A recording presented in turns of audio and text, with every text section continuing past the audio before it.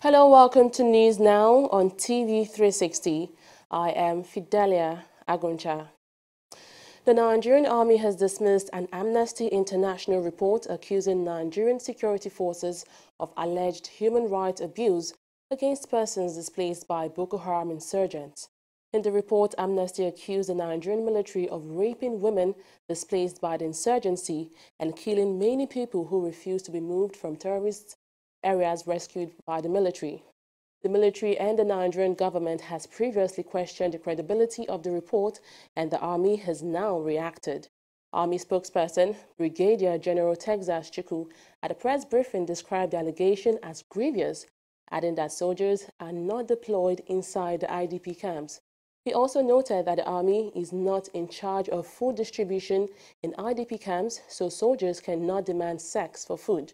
Chukwu insisted that the army does not condone rape and has implemented several measures to regulate the conduct of troops and to define their relationships with members of their host communities. 5 Nigerian soldiers have been confirmed dead after a clash with the Boko Haram insurgents in Borno State.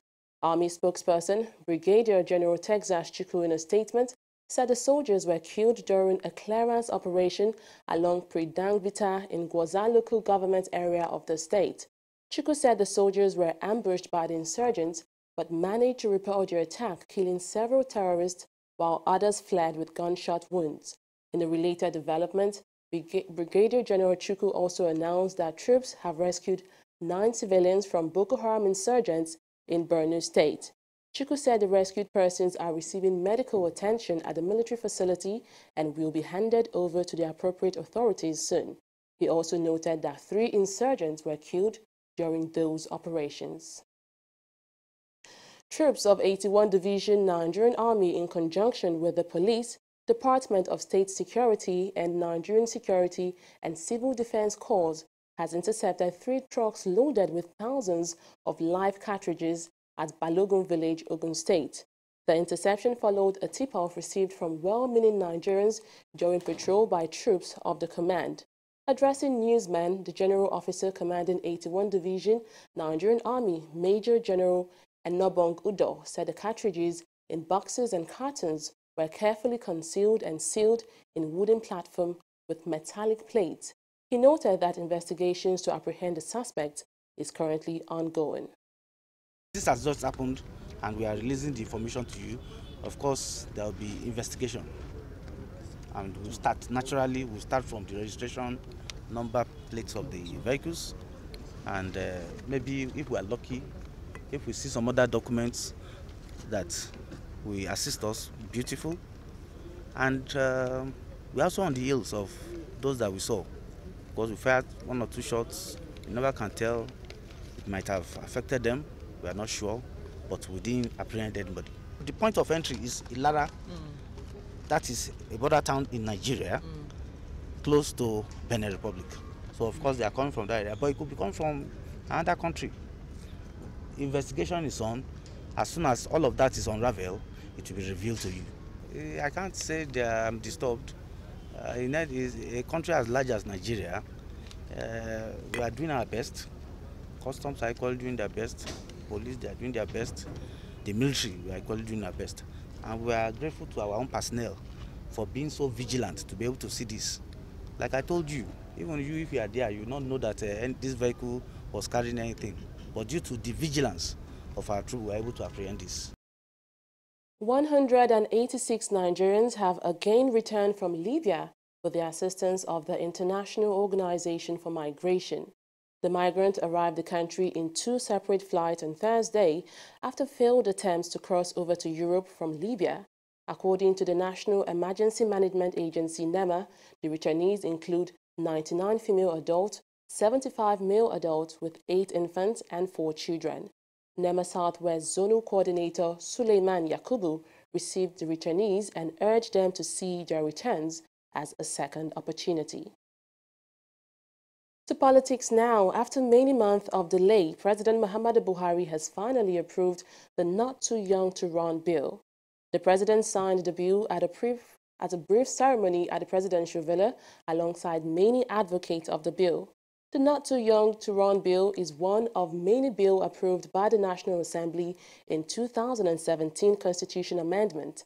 President Buhari charged Nigerian youth to make good use of the opportunity the bill presents. It is one of the moments Nigerians have been waiting for since the Not Too Young to Run bill was approved by the National Assembly in the constitutional amendments of 2017. President Muhammadu Buhari's historic signature to this bill is seen as a big step for young Nigerians seeking to run for elective offices. The Not Too Young to Run bill reduces the age for elective office, most notably the presidency, to 35 and federal and state lawmakers to 25, but that of the Senate and governorship is still retained at 35. President Buhari insists the bill is a sign of his administration's openness to youth inclusion in political matters. Your focus and contributions have now successfully increased the quality and maturity of Nigerian democracy and expanded the playing field for youth participation in politics. You, the young people of Nigeria, are now set to leave your mark on the political space, just as you have done over the decades in entrepreneurship, sports, art, media, entertainment, technology, and several other fields. You are undoubtedly Nigeria's most important resource, not oil. He, however, wants young Nigerians not to see the approval as a sign of victory, but rather as an indication of the work ahead. Your energy, intelligence, and talent are what will drive and develop Nigeria long after we are all gone. This is an opportunity for me to affirm that this administration will continue to do everything in its power to make Nigeria work for you. The signing was witnessed by several advocates of the Not Too Young to Run bill. They commend the president for his approval. We're showing to the world today that we're a country that cares about the past, the present, and the future. Today, we tell the whole world that we're a country that says young people have a place in governance. That we, as a people, are interested in making progress. And by signing this bill into law, we make one bold statement that democracy has indeed come to stay in Nigeria. The Not Too Young to Run bill is an affirmation of our commitments to democratic development and nation building. The best job we can do as leaders is to build the next generation. And today we take a step in the right direction. I am proud to be a member of the 8th Assembly, and as the sponsor of the bill in the House of Representatives, I sincerely appreciate my fellow lawmakers for supporting the bill. Some of the Nigerians are also pleased with the president's approval of the bill. I commend this particular measure and the step that this government has taken with regards to that, because that is what we have found in other countries that are developing. They take time to build their leadership. They take time to groom their leadership, who takes over. And then when they do, they see that the country is moving at a very faster speed. But over time in this country, we have never in any way groomed our leadership. So grooming this leadership by now passing it into a law and then allowing them to be groomed and then take leadership position to put this country where we're supposed to be is something that I as a person need to commend. And I'm so happy, with the passage of that particular bill into law today. These are fresh. These are newer ideas than the old recycled ideas that have been passed around. And the recycled ideas have not been working for Nigeria, obviously. If the young ones are given the opportunity to rule, at least they will perform better. because most of them are educated, and then most of them, because of everybody know what is going on in the country now. Are you following me? And the dispensation of people that have been ruling right from independence day, they are the ones that are still ruling. So they should give another set of young people to rule. I would support the youth, not just because he's a youth, but because he knows what he's doing and why he wants to run for the office. Not just because he feels he's young and then he's a good candidate for it. There are other things we have to look out for as well. His passion, why does he want to do it? Does he have any prior experience, maybe even serving in his local government where he resides or something? All those things are important factors to look out for, not just young people. We need young people who know what they are going to do for Nigeria, basically. With a population of 180 million, Nigerian youth represent an estimated 93% of the country's population. It remains to be seen if the youths for whom this new law was born take advantage of it. Leaders of the Not Too Young to Run movement are, however, not completely pleased with all the details of the amended bill. They want the National Assembly to take another look at the bill and reduce the age for the Senate and governorship position. Addressing a press conference on Friday, leader of the movement, Samson Itodo, asked the National Assembly to also reduce the age for presidency from the amended 35 to 30. The movement therefore makes the following demand. One, that the National Assembly should review its vote on the age qualification for the Senate and the governors. And this review should be in tandem with the proposal by the movement that the president, the age qualification for the president was 30 years and not 35. The governors from 35 to 30 and Senate to 30 years. That political parties should reserve 50% of party tickets for credible and competent and morally upright youth aspirants across all elections in 2019. The third demand is that the government, the National Assembly, as well as the President, should expedite action on assenting to electoral reform bills bordering on limiting campaign expenditure and the cost of securing party nominations. It will require reducing the cost of politics, democratic primaries within political parties, affirmative action and quotas for young people.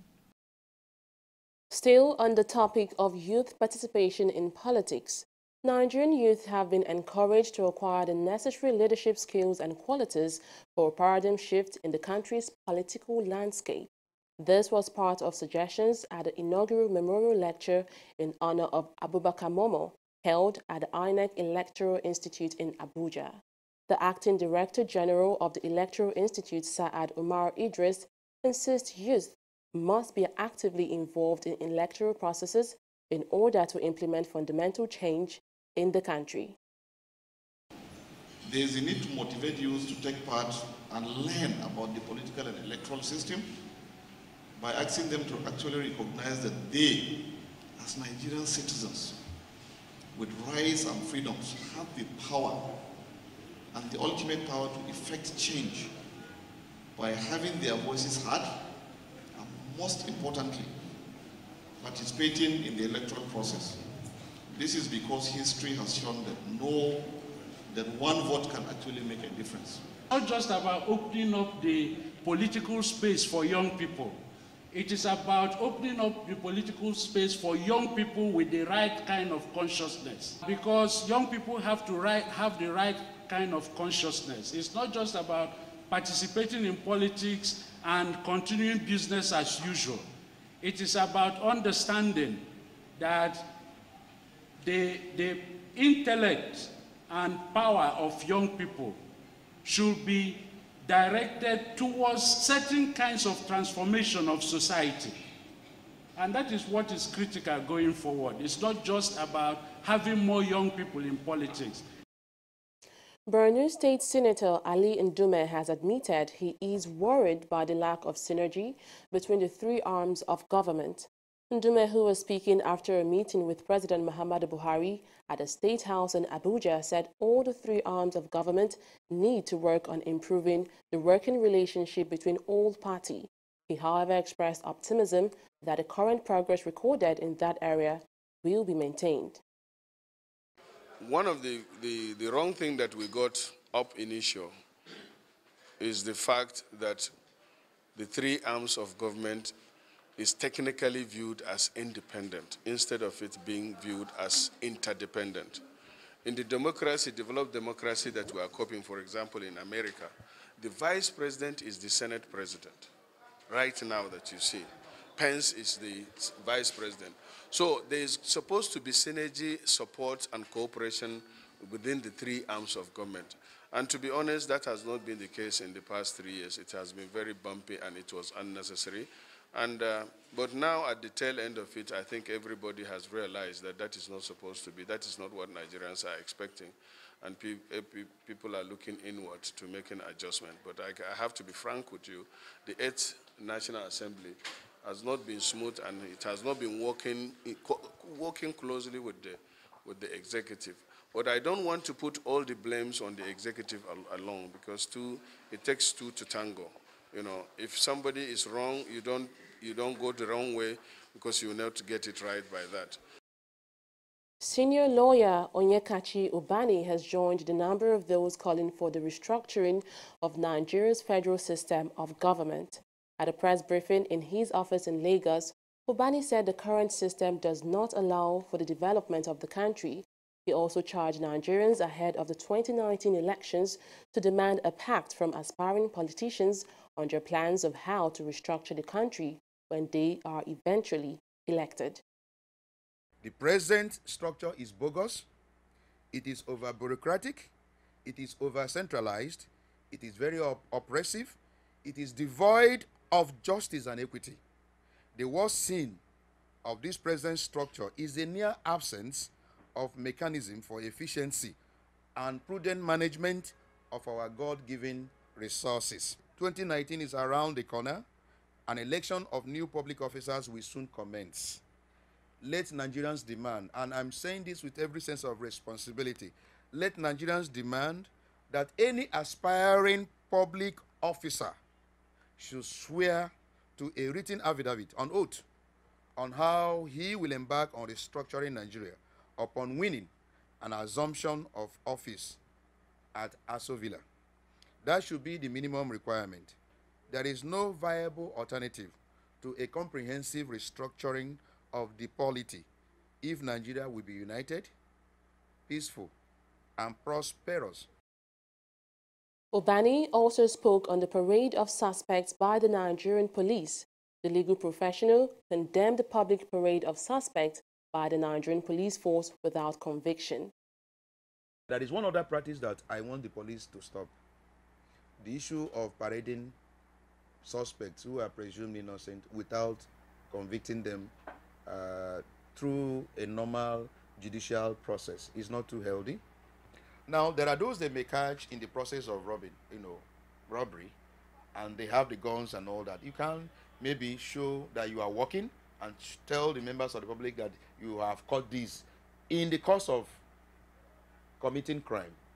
But it's a different ball game when some in land matters or some other matters you are not too sure of the evidence you have against the accused person. You now come to the public and show that person as somebody who is already a hardened criminal, and then give an account of what he has committed without him being given that opportunity of being heard. Because you are, and the place where you are parading him is in a police station. So what evidence is he going to give at that point in order to, disabuse the mind of what the commissioner of police, has said about him? You cannot. That is clearly immediate trial. Get all your evidence. Get the prosecutors to go to court and convict that person. Thereby, you can now tell the entire public that you have secured conviction. Because most times, if you don't secure that conviction, do you also bring that person back and then tell the members of the public that this guy is innocent of the crime that I paraded him of being guilty of? The Court of Appeal on Friday discharged and acquitted a former Director General of the Nigerian Maritime Administration and Safety Agency, Patrick Akpobolukemi, of fraud charges. The judgment was delivered by a three-man appellate panel. The panel overruled the decision of a Lagos High Court, which had earlier dismissed the ex-NIMASA DG's no-case submission. It upheld the defendant's application that the EFCC failed to establish its case against him. Akpobolo was arraigned alongside 5 others by the Economic and Financial Crimes Commission on December 4, 2015 for allegedly diverting 2.6 billion naira from the funds of NIMASA between December 2013 and May 2015. Meanwhile, President Muhammadu Buhari is again insisting that he will ensure the prosecution of persons suspected of looting the nation's treasury. The president made the pledge when he hosted members of the Buhari Media Support Group in Abuja.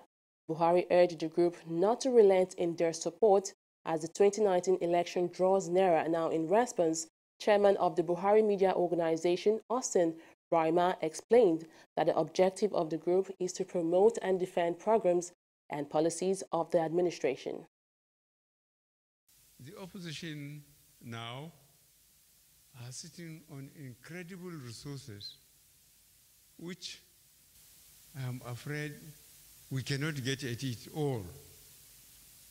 For that reason, they are in a position to sponsor mischief from different angles, which, in spite of the incumbency of the government, we cannot absolutely, stop. It is you that are quietly and openly fighting it, and as I said, I cannot thank you enough for that.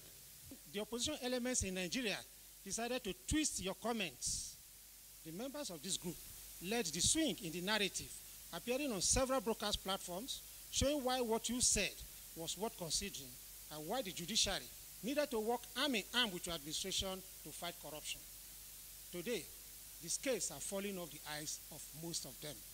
In August 2015, you may recall, Mr. President, that the Buhari Media Organization was responsible for collating, sifting, and coordinating the production of the book, Making Steady, Sustainable Progress for Nigeria's Peace and Prosperity, a midterm scorecard on your administration, launched by you on the 16th of November 2017. We are already working on the second edition of the same book to be presented when you are officially launching your campaign for the much-deserved second term. We'll take a short break now and return with news in business. Just stay with that.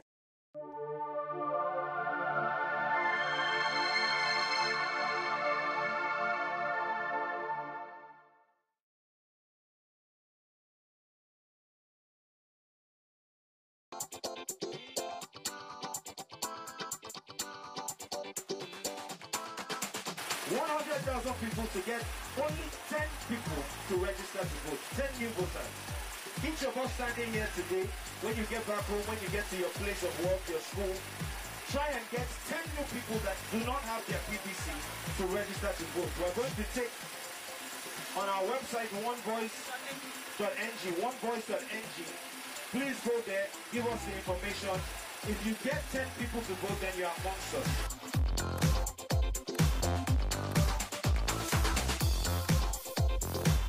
So at least start with your voter's card and begin to use that to bargain about the type of person you want to see on February 16, 2019 and March 2nd on the ballot paper. So we want to focus on people who haven't voted before. It's 100,000 people who are looking to pledge that because that gives us a minimum of 1 million new voters.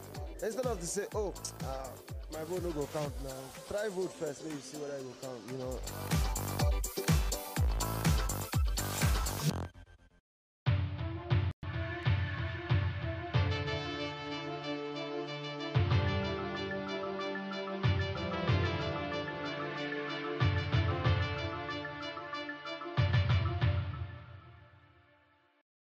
You're watching Business News Now on TV360. I am Annetta Felix.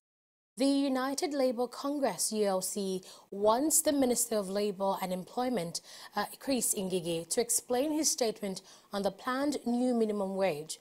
On Thursday, Ngige announced that the new national minimum wage will not be paid to workers by the end of September, contrary to previous announcements by the federal government. His statement appears to have dampened the morale of workers who have been expecting a new wage in September. Addressing journalists in Lagos, the president of the ULC, Joe Ajaero, told Ngige to clarify his statement to avoid creating tension among workers. The Petroleum Industry Governance Bill, PIGB, has new hurdles to scale before it can be passed into law. The harmonized version of the bill was passed by the National Assembly in March 2018, but it is yet to be sent to the president for assent. During Senate plenary on Thursday, the bill was referred to the Conference Committee on Petroleum Industry and Governance for further legislative action. The referral followed a motion moved by Ahmed Lawan, Senate Majority Leader, who said there are fundamental issues in the bill, as well as the climate change bill raised by the Legal Department of the National Assembly, which needs to be considered. The spread between Brent crude futures contracts and U.S. crude futures hit a fresh 3-year high on Friday, with the latter set for a second consecutive week of declines. U.S. production crude has been rising to record levels since late last year. In March, it jumped from 215,000 barrels per day to 10.47 million barrels per day, a new monthly record, the Energy Information Administration said on Thursday. Global benchmark Brent initially stayed within Thursday's range, but then fell 62 cents to $76.94 per barrel, while crude oil fell 45 cents to stand at $66.59 a barrel. Kicking off the second half of the year on a sad note and raising concerns, the Nigerian Stock Exchange closed this week's market maintaining its bearish trend, but this time the claws dig deeper into the market as it records a 3.38% decline in the all-share index to close at 36,816 basis points. Taking on the worst of the heat from today's session, Nestle, Dangote Cement, Total and Guinness Nigeria led the losers pack, closing at 1,430 naira, 223 naira, 201.7 naira and 95 naira respectively.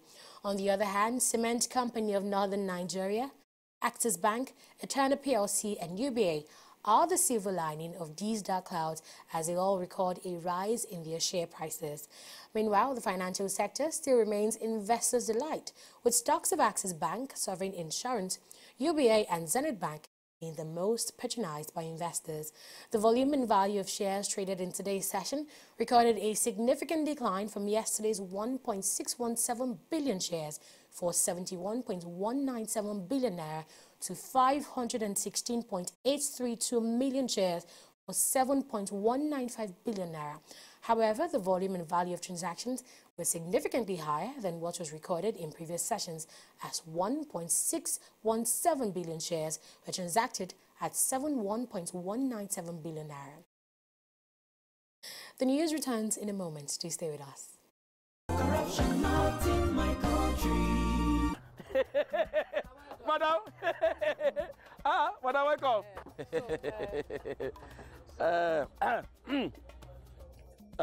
Okay, madam, no worry. When you deliver the balance, we'll give you the goods. No problem, no problem. All right, so now well done. Thank you. Hey. Oga, I still say she don't bring money. Maybe we'll use this one for her now. She wants mahogany, not white wood. Oga, our work now to join wood together, deliver whatever to customer. Put the remaining profit for pocket. Abba, this is corruption, not in my country. Corruption not in my country. Stop corruption now. Welcome back. Human traffickers in Libya killed 12 migrants and wounded dozens of others. This is according to the spokesperson of the UNHCR Refugee Agency, William Spindler. Spindler, who was speaking at a press conference, said the incident happened on Wednesday in Bani Walid, southeast of the capital Tripoli, after a group of African migrants tried to escape from captivity. He noted that some of the survivors have been held in captivity for up to 3 years. The UN Security Council has voted to renew some sanctions on South Sudan by mid-July and to consider imposing travel bans and asset freeze on 6 South Sudanese leaders if the country's conflict does not stop by June 30. The resolution approved by a 9-0 vote is similar to a draft measure proposed by the United States. Critics are, however, of the idea that the resolution is coming at a sensitive time when peace talks are ongoing. On to sports now. Chelsea wingback Victor Moses has joined his Super Eagles teammate in their London camp ahead of their pre-World Cup friendly against England at Wembley on Saturday. Moses was absent as the Eagles began their World Cup preparation in Uyo before moving to Port Harcourt to play a friendly against DR Congo, which ended 1-1. The reigning NFL Football Awards Player of the Year was the Super Eagles' highest goal scorer in the FIFA World Cup Africa qualifying series with 3 goals. Joachim Low says he will decide on Sunday whether to take Germany's captain and goalkeeper Manuel Neuer to the World Cup after 8 months sidelined by injury. Neuer is set to play his first full game since fracturing his foot last September in Germany's last friendly before the World Cup. After such a lengthy absence, the 32-year-old, who is generally regarded as one of the world's top goalkeepers, is under pressure to prove his form and fitness. Real Madrid may just be eyeing Juventus manager Massimiliano Allegri following the shock resignation of former coach Zinedine Zidane. Sports analysts also say Tottenham Hotspur's Mauricio Pochettino is also a possible target for Real's coach vacancy. Zidane's sudden departure just 5 days after leading the club to their 3rd successive European Cup triumph caught the club completely by surprise. The Frenchman only informed President Florentino Perez on Wednesday night that he wanted to leave and refused to listen to attempts to persuade him to change his mind.